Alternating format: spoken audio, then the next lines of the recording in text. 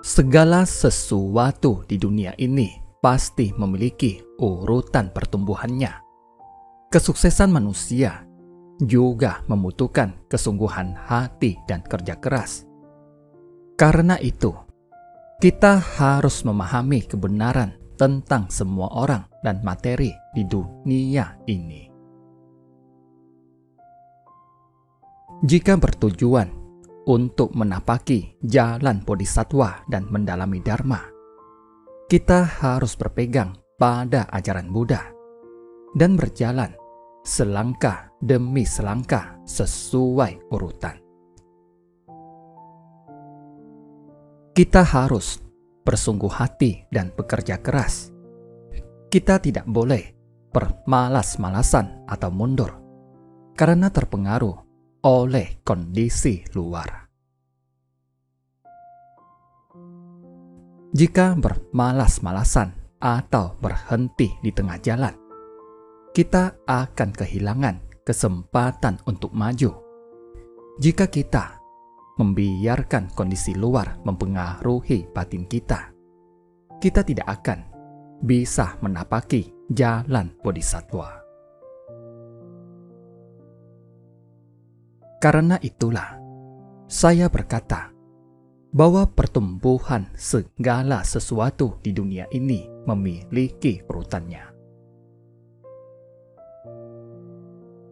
Kesuksesan seseorang membutuhkan kesungguhan hati dan kerja keras. Ini adalah kebenaran yang tidak bisa dimungkiri. Jika kita melanggar prinsip kebenaran, akan sulit untuk meraih kesuksesan. Di dalam sutra 100 perumpamaan, terdapat sebuah kisah perumpamaan seperti ini. Benih wijen. Ada seorang petani yang mendengar bahwa menanam wijen hitam akan memperoleh hasil panen yang berlimpah. Selain itu, wijen hitam juga kaya nutrisi. Setelah mendengarnya, dia memutuskan untuk segera menanam wijen. Setelah menyiapkan dan membersihkan ladangnya, dia segera pergi membeli benih wijen. Saat tiba di toko benih di kota, dia pun menanyakan benih wijen hitam. Dia menanyakan cara menanamnya, kondisi penjualannya, dan bagaimana rasanya saat dimakan. Dia mengajukan banyak pertanyaan. Berhubung ingin memeriksa wijen itu harum atau tidak, petani itu mengambil segenggam wijen dan memasukkannya ke dalam mulut. Wijen mentah terasa sepat dan pahit. Dia berkata, "Ini tidak lezat. Siapa yang mau membelinya?" Pemilik toko benih berkata, "Wijen mentah tentu terasa sepat dan pahit. Setelah disangrai, wijen ini akan harum dan kaya nutrisi." Akhirnya, dia membeli sekarung benih wijen. Setelah pulang ke rumah, dia menyalakan tungku dan menuang semua wijen ke dalam wajan. Dia menghabiskan waktu sepanjang hari untuk menyangrai wijen hingga panas, matang, dan harum. Dia sangat gembira karena setelah disangrai, wijen-wijen itu menjadi sangat harum. Saat dicicipi, wijen itu juga terasa lezat. Dengan puas dan gembira, dia membawa benih-benih wijen yang telah matang itu ke ladangnya. Di sana, dia mulai menabur benih wijen. Dia sangat bersusah payah. Setelah menabur benih, dia merawat ladangnya setiap hari. Melihat rumput-rumput tumbuh semakin tinggi, dia pun bersungguh hati mencabutnya.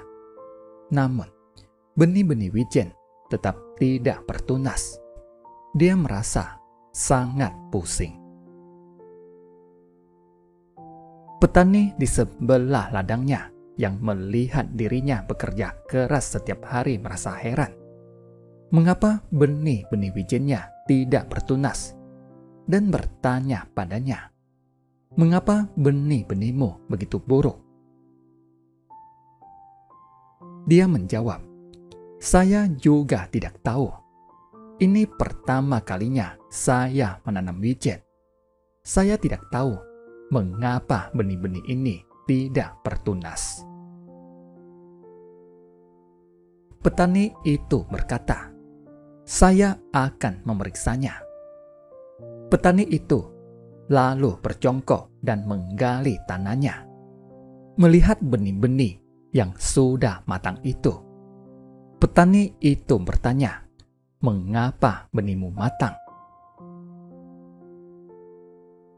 Dia berkata, "Saat saya membeli benih-benih ini, pemilik toko benih mengajari saya berbagai cara menanam wijen. Saya juga mencicipi wijennya dan rasanya tidak lezat. Dia memberitahu saya bahwa setelah disangrai, wijen akan menjadi harum." Setelah pulang ke rumah, saya pun menyangrai lalu menanamnya. Saya melakukan semuanya sesuai ucapannya. Petani itu tertawa terbahak-bahak dan berkata, "Kamu bodoh sekali.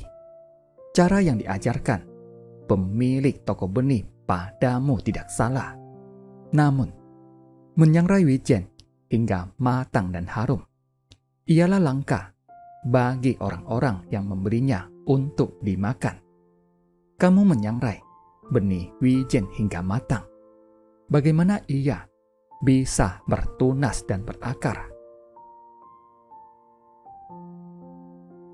Mendengar kisah ini, kita tahu bahwa pertumbuhan segala sesuatu memiliki urutannya. Untuk meraih kesuksesan, kita juga harus menggunakan cara yang tepat dan mengembangkan kebijaksanaan. Contohnya petani yang ingin menanam wijen itu, meski tahu cara menanamnya, tetapi dia melakukannya dengan urutan yang salah. Begitu pula dalam menapaki jalan bodhisatwa, kita membutuhkan metode yang tepat untuk mencapai tujuan kita. Selain metode yang tepat, urutannya juga sangat penting. Setelah mengatur urutan dengan benar, kita juga harus tekun dan gigih. Petani juga membutuhkan cara dan urutan yang tepat, serta kegigihan dalam bercocok tanam. Jadi, dalam kehidupan sehari-hari, kita harus sangat waspada. Jika kita tidak berhati-hati dan mengacaukan urutannya, semuanya akan sia-sia meski kita mengetahui cara yang tepat. Kita harus memahami bahwa hidup manusia penuh dengan penderitaan. Jika kita tidak memahami penderitaan, bagaimana kita bisa tersadarkan? Jadi, kita harus memahami kebenaran tentang penderitaan. Dari mana penderitaan berasal? Dari akumulasi. Noda batin kita terus terakumulasi akibat perselisihan dengan sesama manusia. Kini, untuk menghapus kegelapan dan noda batin, kita harus melatih diri di jalan kebenaran. Tujuan kita menapaki jalan ini ialah terjun ke tengah masyarakat untuk membawa manfaat bagi orang-orang. Mari kita lebih bersungguh hati. Kita harus tahu metode yang tepat dan jangan mengacaukan urutannya. Selain itu, kita juga harus berani, tekun, bersemangat, dan gigih. Terima kasih. Semoga bermanfaat.